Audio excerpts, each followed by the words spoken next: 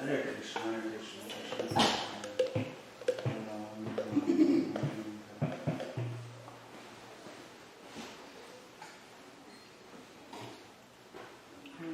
Oh, microphone.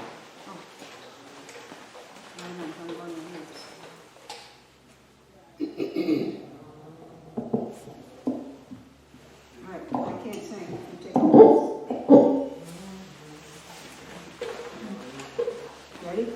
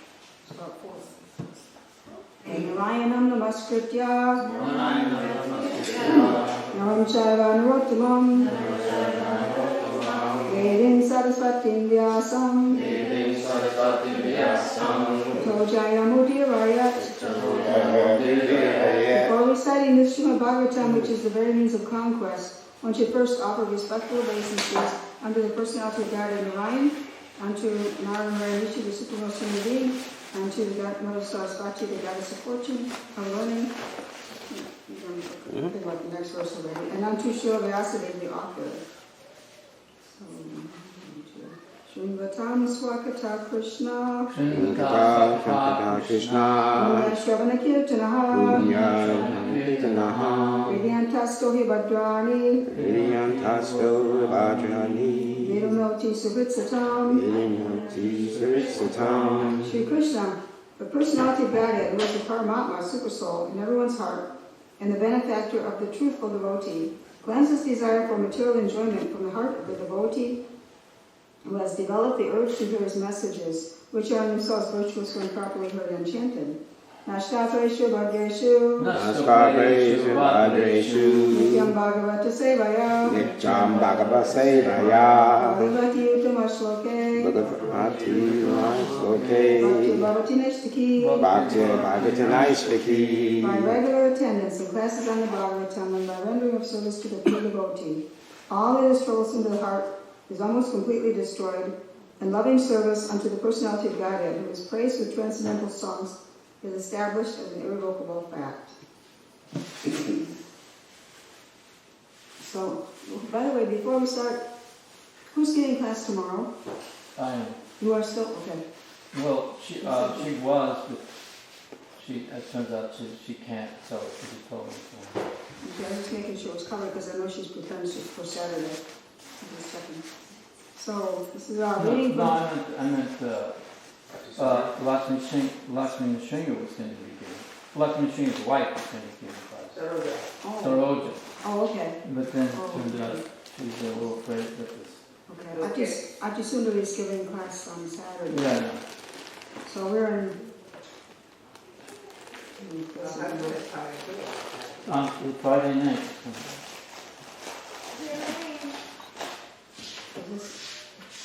It's time for you to get class now. It's not, there's no bookmark in the book. So we're in 7, and we're on 15 or something maybe? 14, 15? 15, yeah. I can't remember. All right.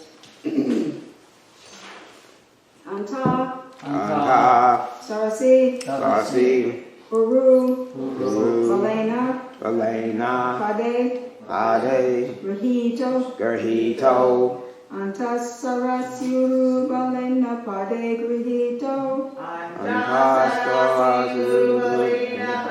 Grihito,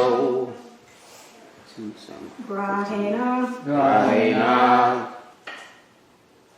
Yuta, Patir, Ambuja, Hasta, Artaha, Rahena, Yuta, Patir, Ambuja, Hasta, Artaha,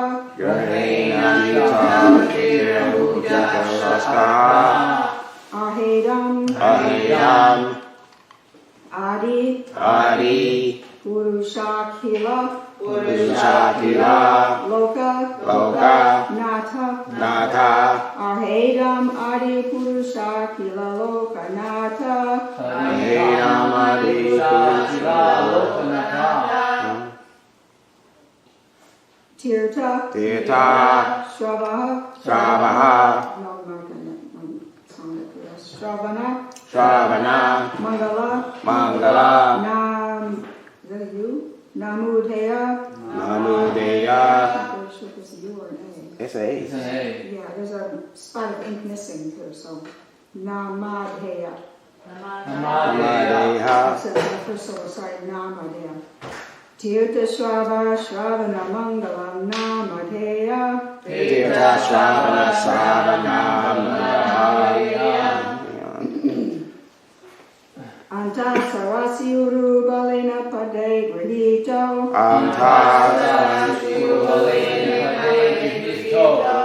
Grahena Yuta Patir Ambuja Hasta Artaha.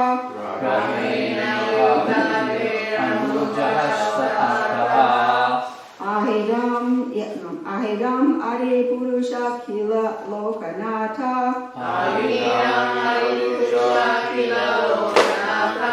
Tirtha Shravana Mangala Namadeya.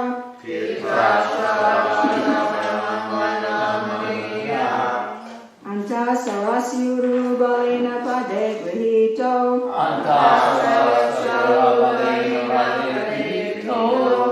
Grahena yuta patir ambuja hasta artaha.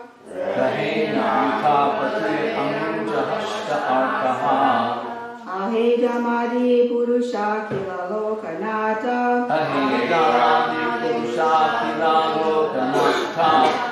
Tirta Shava Shravana Mangala Namadeya.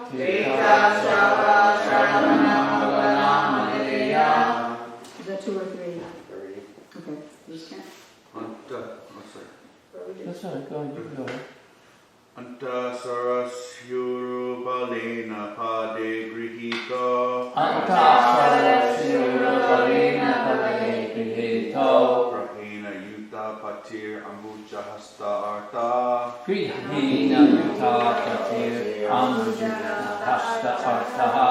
Ahedam adi purusha kila lokanata.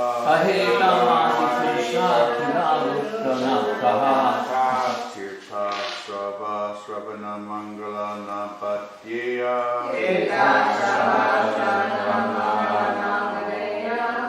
Ata sarasirurvalena padegrihito.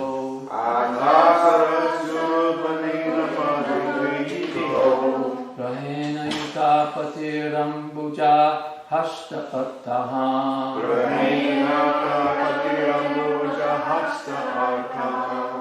Ahedam adi purusha kila lokanata.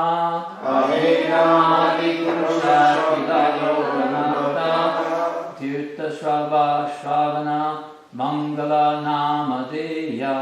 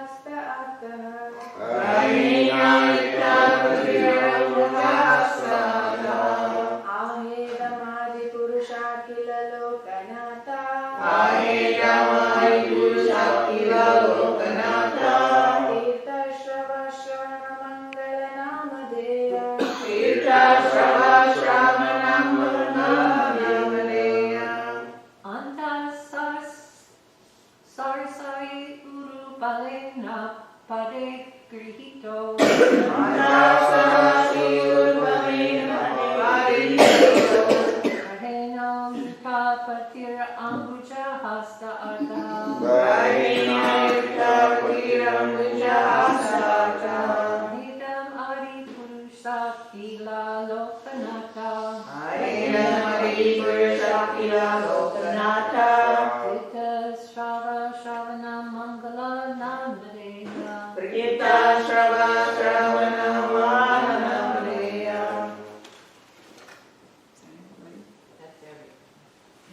That's the whole world.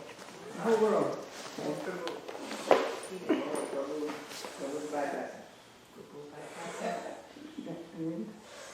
Antasarasi, Antasarasi, within the river. within the river. Urubalena, Urubalena, by superior strength. by superior strength. Pade, Ade, leg. leg. Rahita, Rehita, being taken up. being taken up. Rahena, Rahena, by the crocodile. by the crocodile. Utapati, Utapati, by the leader of the elephants. by the leader of the elephants. Ambujahastaha, Ambujahastaya, with a lotus flower in hand. with a lotus flower in hand. Artaha, Ataha, greatly agreed. greatly agreed. Oh. Aha, Aha, addressed. Idam, like this. Adipurusha, the original enjoyer. the original enjoyer. Akila Lokanata, Ikilokanata, the Lord of the universe. the Lord of the universe. Kirta Shrabaha, Tirtas, as famous as a place of pilgrimage. as famous as a place of pilgrimage. Shravana Mangala, Shravana Mangala, all good simply by hearing the name. all good simply by hearing the name. Namadeya, Namadeya, whose holy name is worth chanting. whose holy name is worth chanting. Translation and purport by His Divine Grace A.C. Bhaktivedanta Swami Srila Prabhupada. The leader of the elephants, whose leg was attacked in a river by a crocodile of superior strength, was much aggrieved.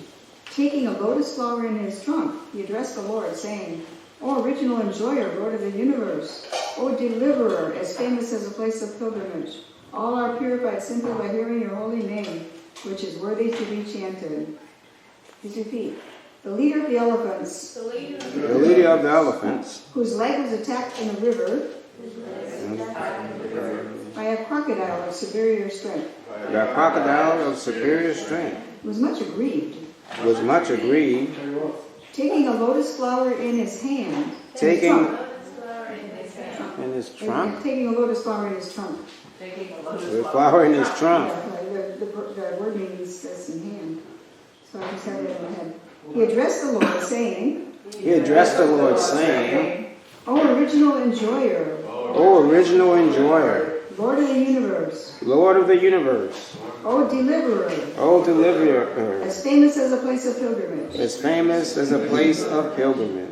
All are purified All are purified simply by hearing your holy name, simply by hearing your holy name, which is worthy to be chanted. which is worthy to be chanted. The purport. The history of delivering the leader of the elephants, whose leg was attacked in the river by the superior strength of a crocodile, is described in the 8th canto of Srimad Bhagavatam. Since the Lord is absolute knowledge, there's no difference between his holy name and the personality of Godhead. The leader of the elephants was much distressed when he was attacked by the crocodile. Although the elephant is always stronger than the crocodile, the latter is stronger than the elephant when it is in the water. And because the elephant was a great devotee of the Lord in his previous birth, he was able to chant the holy name of the Lord by dint of his past good deeds. Every living entity is always distressed in this material world, because this place is such that at every step one has to meet with some kind of distress. But one who is supported by his past good deeds engages himself in the devotional service of the Lord, as confirmed in the Bhagavad Gita 7:16. That's where there's 4 kinds, I'll go back to that, 4 kinds of pious people who begin devotional service. Those who are supported by impious acts cannot be engaged in the devotional service of the Lord, even though they are distressed. This is also confirmed in the Bhagavad Gita 7:15. That's 4 kinds of impious people. Don't begin devotional service. We'll go back to that too. The personality of Godhead Hari appeared at once on the back of his eternal bearer, Garuda, and delivered the elephant. The elephant was conscious of his relation with the Supreme Lord. He addressed the Lord as Adipurusha, or the original enjoyer.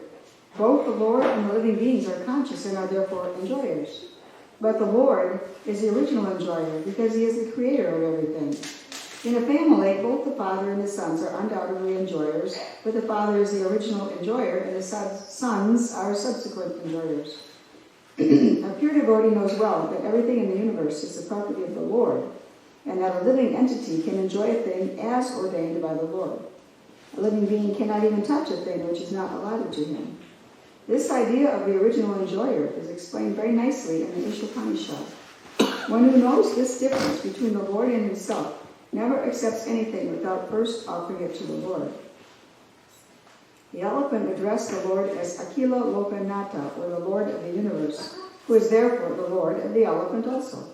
The elephant, being a pure devotee of the Lord, specifically deserved to be safe from the attack of the crocodile. And because it is a promise of the Lord that his devotee will never be vanquished, it was quite befitting that the elephant called upon the Lord to protect him, and the merciful Lord also at once responded.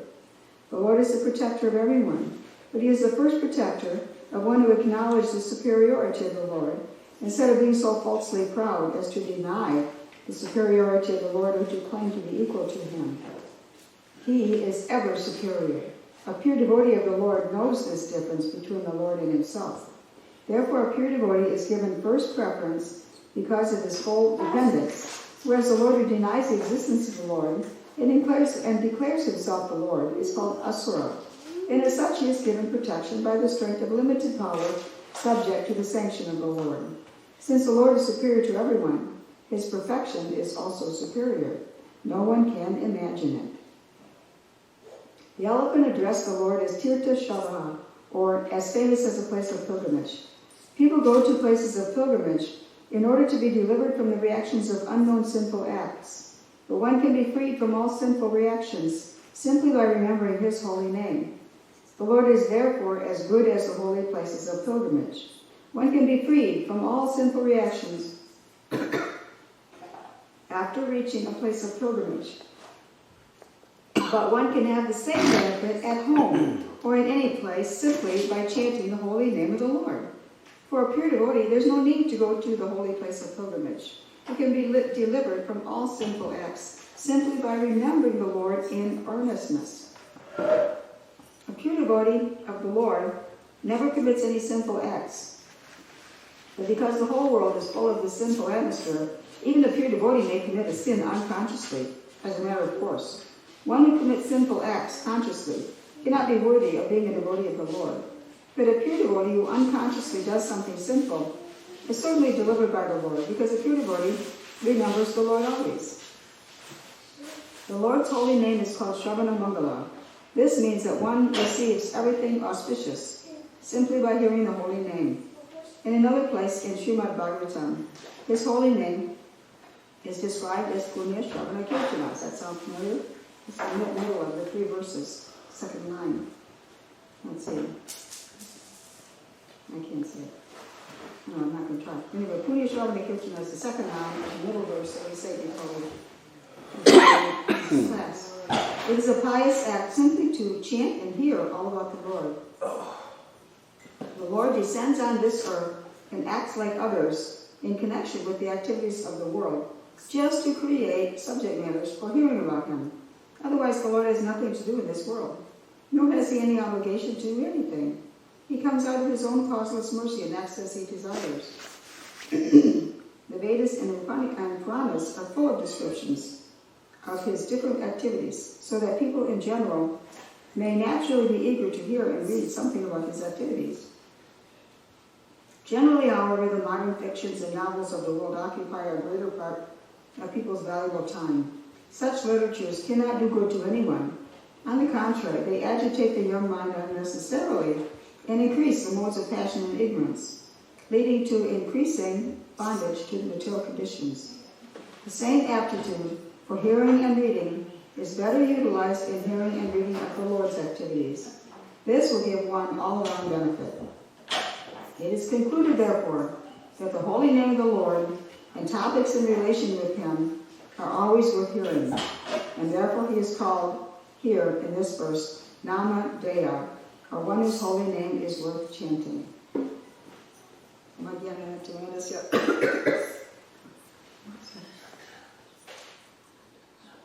Om Gyana Timarandasya Gyananjana Shalakya Chakshur Unmilitam Yena Tasma Shri Gurave Namaha.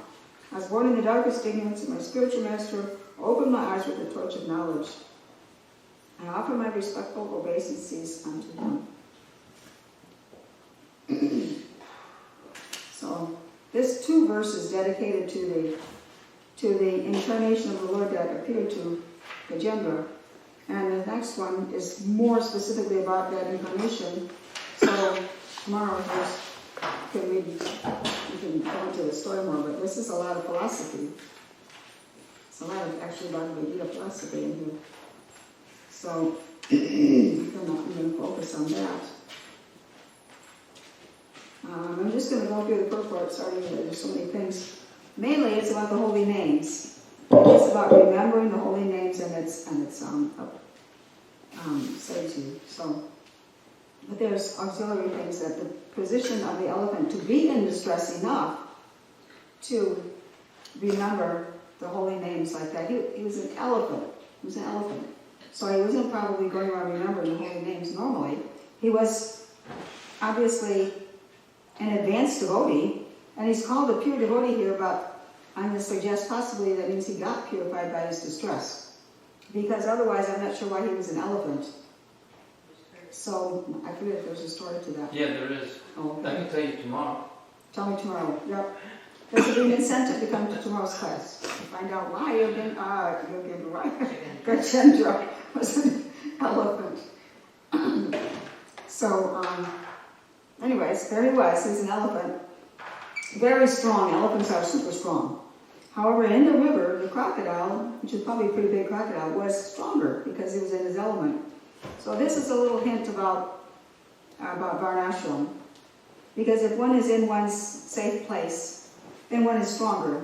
If one is in one's proper Varna, one's proper position, and following the rules and regulations, the kind of work, the developing the appropriate qualities, duties, this kind of stuff, if one is in this proper place, according to his own strength, her own strength, then one is stronger. If one tries to be something one isn't, one is weaker. So this is an important point because the crocodile was in his element and the elephant was not in his element. So the elephant was in distress. He could not defeat that crocodile. And that also this situation kind of calls to mind Draupadi's situation in the assembly, where she was dragged into the assembly. Of course she was not in her element that way, but that's obvious. But she was in distress. And so in this distress, the elephant was in distress, he could not win against that crocodile. It went on and on and on, this struggle. So he ended up picking up a lotus flower and offering it. Something like when you're struggling for your life, you don't usually pick up a lotus flower. He picked up a lotus flower and started to remember the prayer, the mantra, the holy name of the Lord. And it was just kind of equivalent to the Draupadi moment, which is Krishna, like that. She just lets go of fighting. So the elephant then allowed himself to be totally helpless for the Lord, and the Lord appeared. But at that point, he was a pure devotee. And Draupadi, whether she was a pure devotee before that, I have no idea, but I mean, she was a great devotee. But, you know, in practical life, once she had husbands, she had obviously some children, she had some attachments, of course. So I don't know if she was a pure devotee, but in that moment, she was a pure devotee at least. And she was a great devotee anyway, so. But after that, when one experiences something like that, one doesn't forget either, so at least after that, she would remember. But she was at that point where she understood that she had to let go and completely trust Krishna. In fact, the prayer she said was prayers of Krishna. It's in the beginning of the Bhagavad Gita, among those verses in the beginning of the introduction. And this is the one, Hey Krishna, Karuna, Sindho, Dina, Bandho, Jagapate, Gopisha, Gopika Kanta, Radha Kanta, Namostute. That's the 1, 2, 3, 4th verse in those verses in the beginning of the introduction. It says, "Oh my dear Krishna, you are the friend of the distressed and the source of creation." Kind of formal here. This is Draupadi, as she prayed, she went deeper and deeper, more and more personal. So first, "Oh my dear Krishna, You're the friend of the distressed, I'm the distressor, and the source of creation. So you're God, you're everything. You're the master of the gopis, getting more personal, and the lover of Radharani, the most personal of all. That's where Krishna's heart is. So I offer my respectful obeisances unto you. So she prayed more and more personally to Krishna, to win Krishna. But she was at that time going like this, in great distress, and she was praying like this, and she was thinking of Krishna and Radharani. So she prayed like the highest prayer at that time. So an interesting thing about that prayer. So anyway, Gajendra was at this time, he was also praying. I don't know if this is a quote word for word of his prayer, but anyway, somehow in the prayer, the verse says, he addressed the Lord saying, O original enjoyer, O Lord of the universe, O deliverer, as famous as a place of pilgrimage, all are purified simply by hearing your holy name, which is worthy to be chanted. I don't see exactly the same progression as Draupadi was saying here, it's about more and more intimate, but as famous as a place of pilgrimage, Lord of the universe. He was struggling for his life from a crocodile. He had been for a long, long time struggling, and he was praying like this. This is amazing right there. He was a pure devotee by this time. After all his struggling, he at that time he must have let go of all his petty attachments. And so he was, by that time, a pure devotee just calling out to the Lord. So in it, it's talking about in the same paragraph, he is always distressed in this material world. So we're always distressed. In fact, I was thinking sometimes in the Shikshastika prayers, the second to the last one, Yugaitam Nishena Chapshusha Pravishaitam Shinatam Jigatsavam Govida Virahiname. See, I can always chant those. I can always say those. But other things I have to look up and read them. Yeah, this was the first thing I learned that was assigned to me, so that helped me to really rise to the occasion. Nobody else ever assigned me. So, anyways, what was I saying about it? I'm so unused to quoting verses. We're always distressed. We're always distressed. So this is a prayer. This is like, I assumed always that this was a prayer for the highest, the gopis. They're always crying every moment is like a millennium or like 12 years, depending on the translation. And I thought it meant that feeling only. But I realized, in the material world, we're always crying. Internally or externally, tears or no tears, we're always crying about something. We're always in distress. And every moment is in this world, every moment away from the spiritual world is just like a flash of lightning. But here we are in material time, and it's like millennia. So it's true of us too in a different way.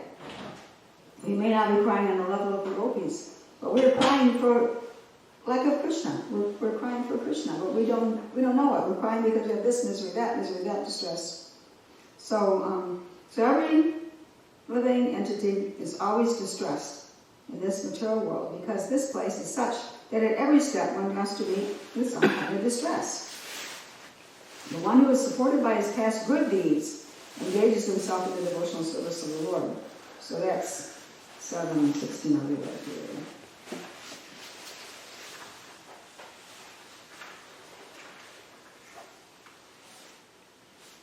7:16 is Chatur Vihar Bhajante Mam Jana Sukriti no Juna Atoji Yasur Artarti Jnani Cha Bhartara Shala. O best among Bhartas, 4 kinds of pious men begin to render devotional service unto me: the distressed, the desire of wealth, the inquisitive, and he who is searching for knowledge of the Absolute. Now, impious persons can also have these particular conditions. They could be distressed, they could be desiring wealth, they could be inquisitive, they could be searching for knowledge of the Absolute. But if they are not pious, in other words, they're not pious, means a lot of good deeds, and also means a kind of, for it to really work in this way, it has to be kind of open-heartedness of it. God is great, so I'm going to do good deeds, and something like that. And some openness. So then, this is how one can begin devotional service. And some of us, might look at that and say, that doesn't exactly show how I began. Well, maybe we began in a past life. You know, maybe in a past life we gave a donation or chanted a mantra or something. Maybe we tried to be devotees in our past life. So this is talking about the beginning of devotional service. So then it says, those who are supported by impious acts. So you can be supported by impious acts too, and you can give a certain kind of karma that keeps you going, but that's on text 15. Na mam duskriptino mudha papadyante naradhamaha mayaya parita jnana asuram bhavamashvitaha. Those miscreants who are grossly foolish, who are lowest among mankind, whose knowledge is stolen by illusion, and who partake of the atheistic nature of demons, do not surrender unto me. So this is number one, they're not pious. They didn't do pious deeds, they have done bad deeds, and they have some kind of like material karma for something that they did, but they're supported by, not by good deeds, not by good karma. So it's limited. So they're grossly foolish, meaning they're just going to work hard for material things. Just going to work hard for material pleasures that are temporary. Or they are lowest among mankind. They don't care about religion. They don't care about the finer points of religious behavior. And whose knowledge is stolen by illusion. These are, college professors and modern philosophers are like this. That there's so much wonderful material knowledge, so many wonderful philosophical ideas. It's also interesting. But they're not going to surrender, right? And who partake of the atheistic nature of demons. These are the deliberate demons, the deliberately atheists. So these kinds are not supported by past good deeds. They're supported by impious acts. They cannot be engaged, even though they have these other things that they're distressed and need wealth and all this kind of stuff. They have no piety in them, so they cannot be engaged in the devotional service of the Lord. Of course, devotees are tricky. Devotees try to get people to do agyata sukriti so that they can that can be counted for them. The devotees try to help that way. But they will not deliberately start. They will not knowingly start. This is also confirmed in the Bhagavatam 15. Okay, I read that. The personality of Godhead Hari appeared at once on the back of his eternal bearer, Garuda, and delivered the elephant. Okay, because the elephant was a great devotee of the Lord. He was able to chant the holy name of the Lord by dint of his past good deeds. So by dint of his past good deeds, however, he must have been a devotee because he had the holy name. He had a mantra. I don't know if it was a Hare Krishna mantra or a different mantra, but he was able to say it. And maybe we'll tell about that tomorrow. He was able to say that mantra because it came out from deep within, deep within where the soul is. It came up to his memory, even though he was an elephant, even though he was engaged fighting for his life in the river with a crocodile. That somehow in his distress, which reduced him to almost zero materially, the mantra could rise up and he could say it. So the elephant was conscious of his relationship with the Supreme Lord. He addressed the Lord as Adi Purusha, or the original enjoyer. You see, at that point at least he was conscious. Whether he was all the time as a regular elephant, I don't know, but now he is. Both the Lord and the living beings are conscious and are therefore enjoyers, but the Lord is the original enjoyer because he is the creator of everything. So, pure devotee knows well that everything in the universe is the property of the Lord, and that a living entity can enjoy a thing as ordained by the Lord. So that's, let me go to the Sri Upanishad. I think it's right here at the beginning. I think it's just first one after the invocation.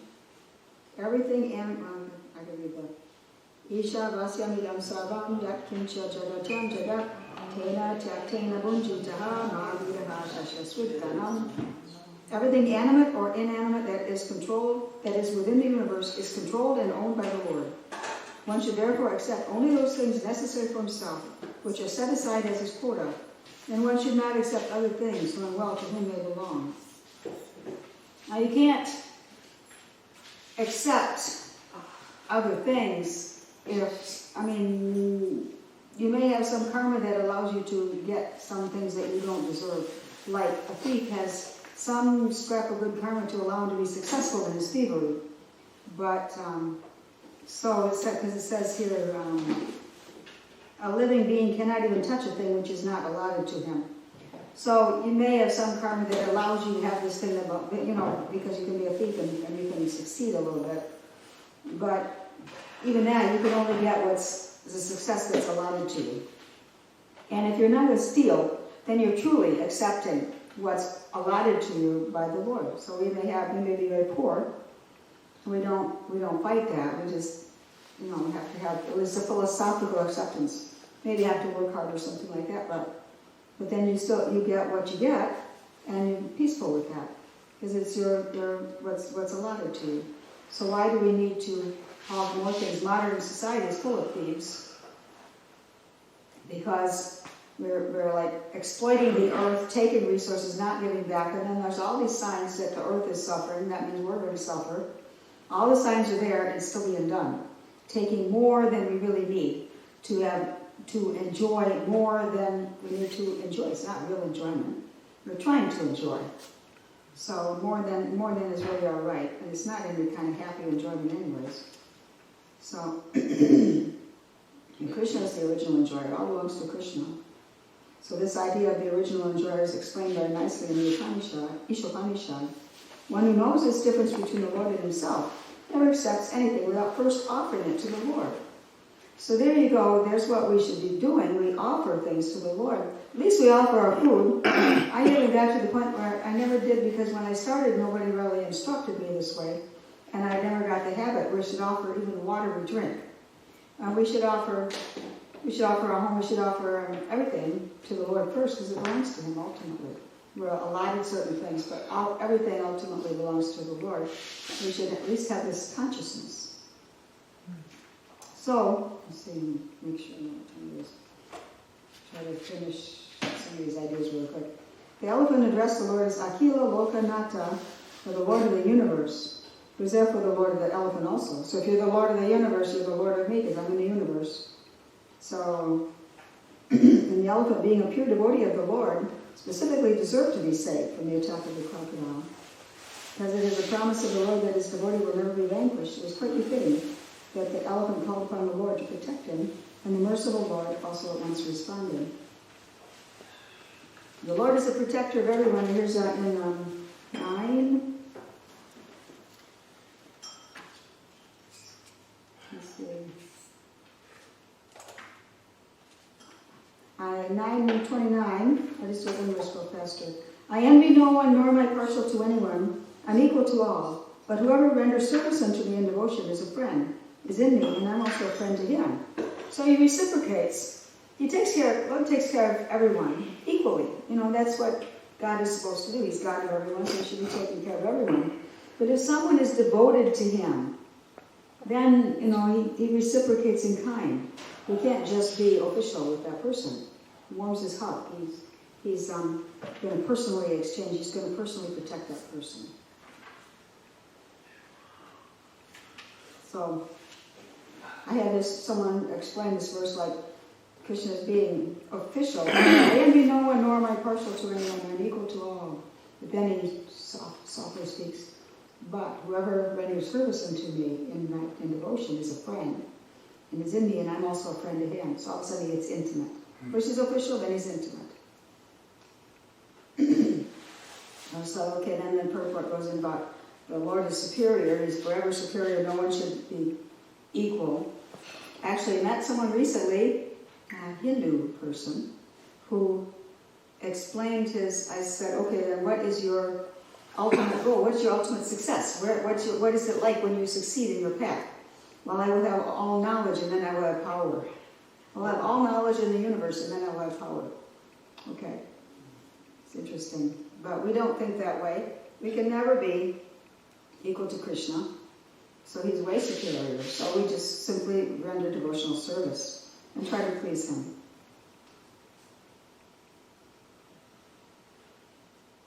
Okay, the elephant addressed the Lord as Tirtha Shrava, or as famous as a place of pilgrimage. So I'll finish on this because it says the holy name is Shravana Mangala. It's auspicious just to hear the holy name. Putting them together, the holy name itself is a place of pilgrimage.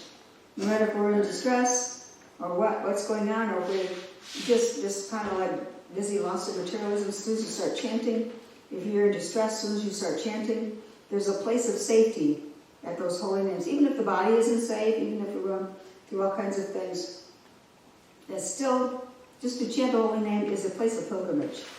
In fact, the actual place of pilgrimage geographically is a place to go and hear from the devotees and learning how to chant the holy names. So it's already there in the holy names. So we can be at a place of pilgrimage every time we start chanting, every time we say Hare Krishna mantra.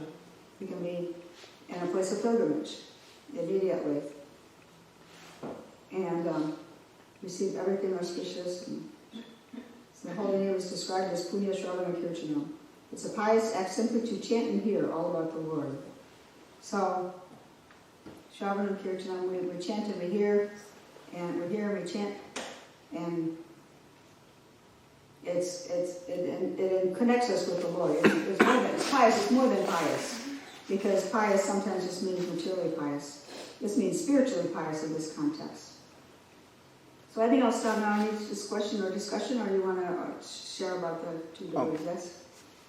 Yeah, I guess you should share. I had a question. If it's brief, yeah, do it. Say. It says in the purport, a living being cannot even touch a thing which is not allotted to him. That doesn't mean just reaching over and saying, I'm picking that up later on today. There's a lot of things you can't just reach out and touch, you know. Right. So it means that too. You're placed here, and you can reach what you can reach. You're not allowed to reach. Even what's within reach. I mean, but some people would take that and run with it. It's all different levels. Yeah. Also, there's not allotted to you in this life to climb Mount Everest. You cannot touch the top of Mount Everest. This is not allotted to you to do that, so you can't do it. Not this week. I've known people who have gone. But to touch something and say, I'm going to pick that up later on tonight. You may touch it once, but you may not ever touch it again. Levels. Yeah. Also, the comment about making a unknown offense or something like that. We bought these phones, and we don't know how many people slaved to get it. We enjoyed these phones, and people suffered making them. And people suffered. So, in a way, we're kind of like unknowingly part of that karmic link, just like somebody who eats a hamburger is part of the butcher thing of an animal. Yeah. Some people really have some devotion to God, but they don't have enough knowledge to know that they shouldn't eat meat, but they still have devotion to God. Yeah. So, it's between them and God. But once you know, then you're responsible. But the idea of Mount Everest, nobody can, unless it's allotted to them that they will be able to do that in their life. They're not going to touch the top of Mount Everest. It ain't going to happen. Right. But it's, I just wondered. How you were saying about surrender unto Lord Krishna, it reminds me of something I'm reading right now in the Srimad Bhagavatam. I'm in the part about Dhruva Maharaj and Srila Prabhupada's purport. He said we should not spend our time fighting against the obstacles that Maya places in front of us. We should just spend more time surrendering to Krishna. So that's actually the struggle for existence, is to fight against the obstacles that Maya gives us. You should put that on Facebook.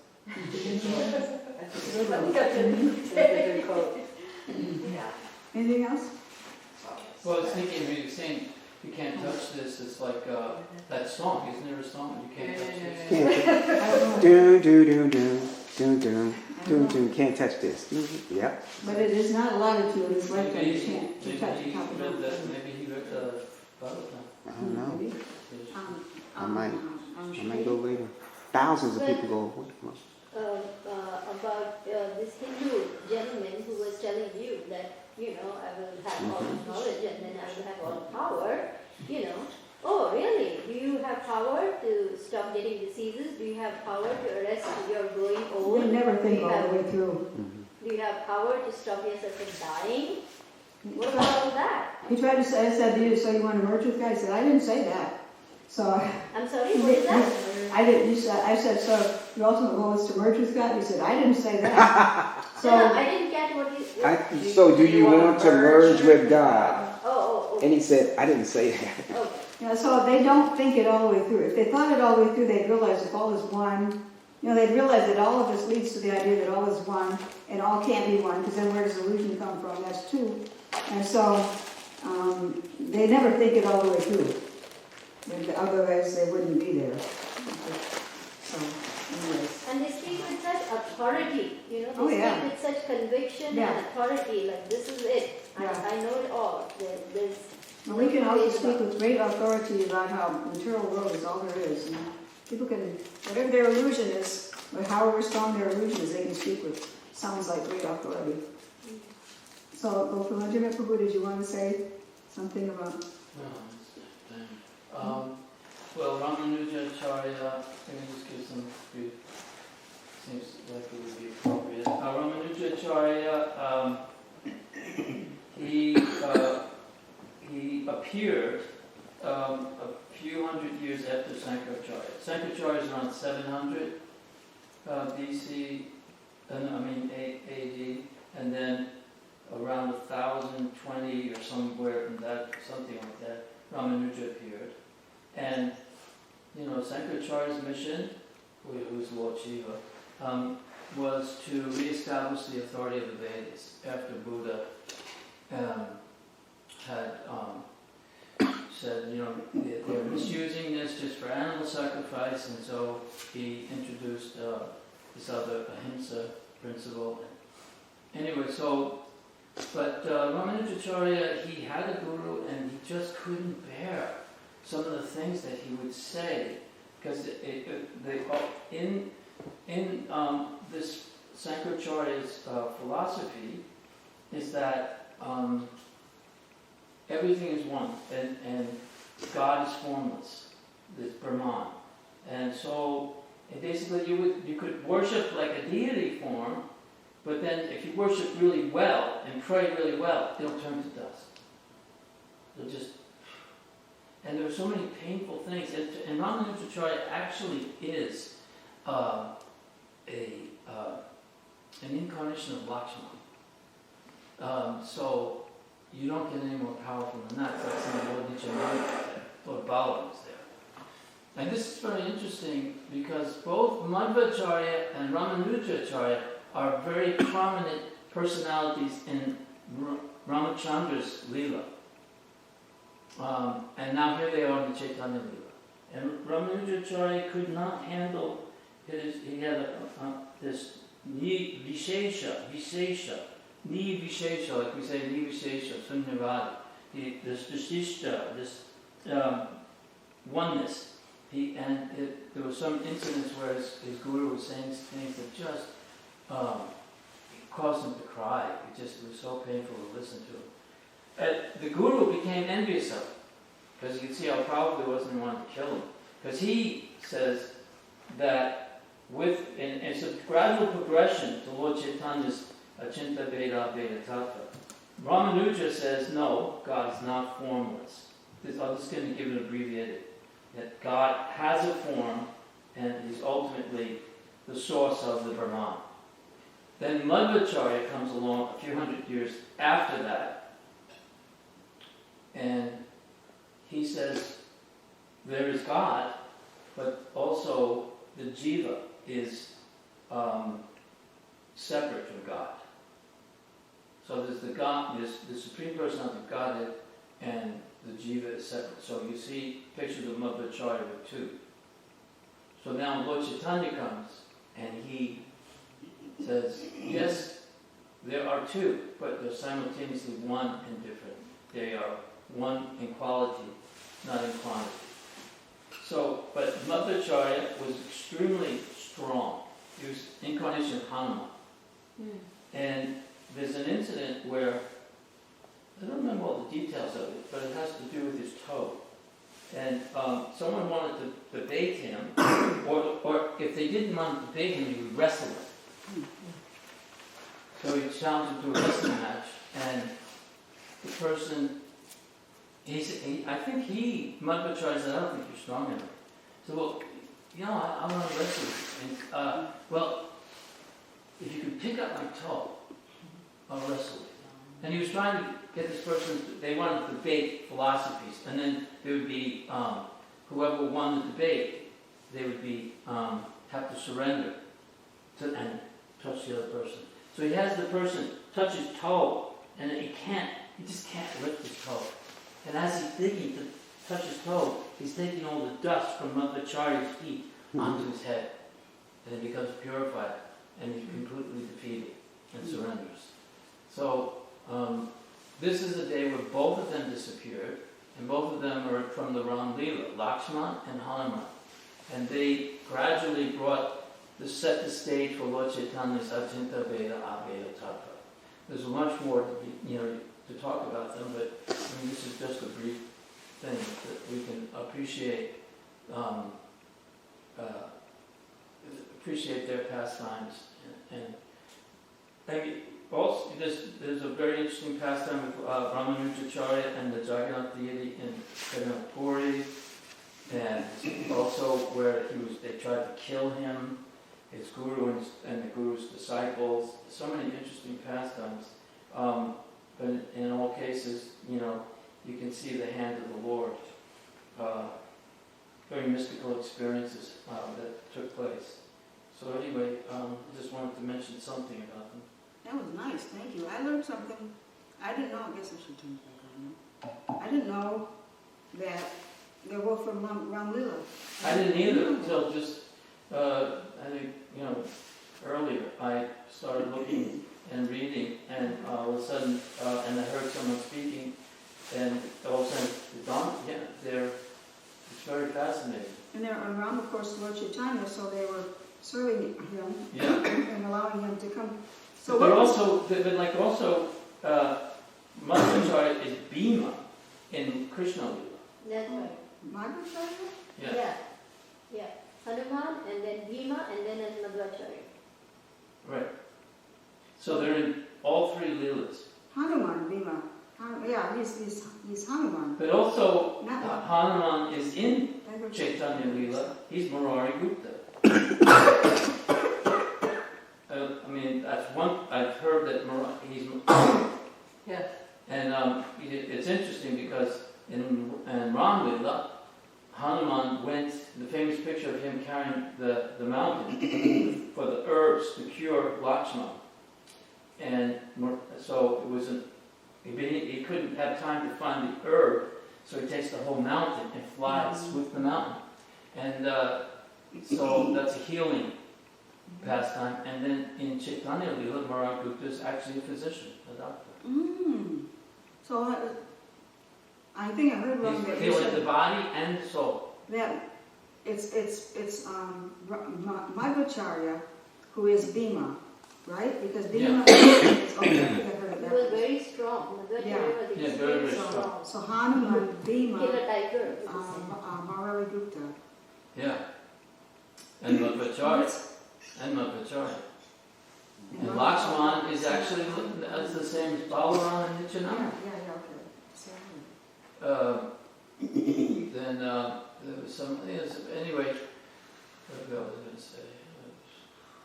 Went blank. Sorry. And Balaram is Nityananda. Yeah. Well, Balaram is Nityananda. Who's Ram? And that's also Lakshman, and that's also Ramanujacharya, right? Ramanujacharya is Right. Yeah, I always thought he was like empowered by Lakshman, but somebody this morning, I can't remember when, heard a class where they said, no, he's actually Lakshman. So then, one more thing about the question, the philosophy. Ramanujacharya said there's God who has a form, and there's what, Brahmanda, the creation? Yeah. Okay, so there's God who has a form, and there's the creation. Right. And they're separate. And then Madhava-charya said there's God and there's individual souls. Right. Okay, thank you. And then what Chaitanya says, the individual souls and God are one, and they're different. I mean, it's much more technical than that, but this is a very Reader's Digest version of it. Yeah. We have to summarize it. Where did you read this? What? Where did you read this? Bits and pieces here and there. Some of it was on Desire Tree. And some, I had a book on Ramanujacharya. Yeah, I had a book of Yeah. Ramanujacharya too. And then hearing classes also from people, Thank you. Thank you very much. That was good. That was important. Yeah, well goes to, And some of it I just made up. You know. yeah. That's always the best part. All goes to Srimad Bhagavatam, all goes to Srila Prabhupada, all goes to the devotees, Hare Krishna. Hare Krishna. Hare Krishna.